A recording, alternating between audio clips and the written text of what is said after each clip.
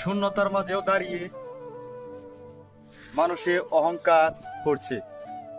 এই শূন্যতা মাঝে এরকম ভাবে দাঁড়িয়ে, যেরকম আমি ছিলাম কিছুক্ষণ আগে, আপনারা অবশ্যই কিছু দেখেছেন যে শূন্যতার মাঝে দাঁড়িয়ে মানুষে অহংকার করছে এই প্রকৃতির মাঝে। কিন্তু আসলে সেটা ঠিক নয়। যে আমরা যারা এই প্রকৃতির মাঝে আছি সকলে কিন্তু শূন্যতার মাঝে। যেরকম আমি যে আপনাদেরকে যদি বলি, এই যে গাছটা আছে, এই গাছটার মাঝে যে আমি বসেছিলাম, তখন আমি অনুতপ্ত হয়েছিলাম যে নিচে একদম সুড়ঙ্গ, উপরে গাছ। সে আমি অনুভব করতেছিলাম যদি গাছটা যদি পড়ে যায় তাহলে আমিও পড়ে যাব। তো আমাদের পৃথিবীতে যত মাটি আছে, প্রকৃতি যা কিছু আছে, যদি কোনো সময় সরে যায় তাহলে কিন্তু আমরা সেদিন হয়তো থাকবো না। কিন্তু সে অহংকার কখনো করা যাবে না।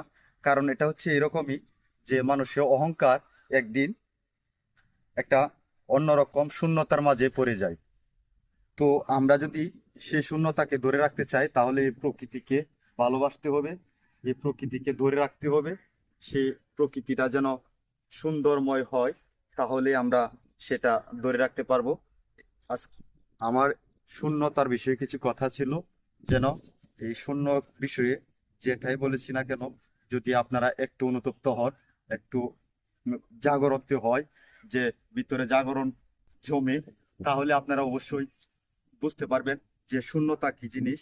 যেদিন আপনি হয়তো অহংকার করছেন এখন, সেই অহংকার যদি শূন্যতা কোনো সময় পড়ে যায় প্রকৃতির মাঝে, তাহলে সেদিন আপনার অহংকার থাকবে না। হয়তো সেদিন আপনার মাটি, হয়তো নিচের মাটি, আপনার পায়ের তলার মাটি সরে যেতে পারে। এই শূন্যতার বিষয়ে কিছু কথা বললাম। যদি ভালো লেগে থাকে তাহলে অবশ্যই ভিডিওটা লাইক, কমেন্ট, শেয়ার করে সকলকে জানিয়ে দিবেন। অসংখ্য অসংখ্য ধন্যবাদ। দেখা হবে আরেকবার কোনো এক কন্টেন্টে। আসসালামু আলাইকুম।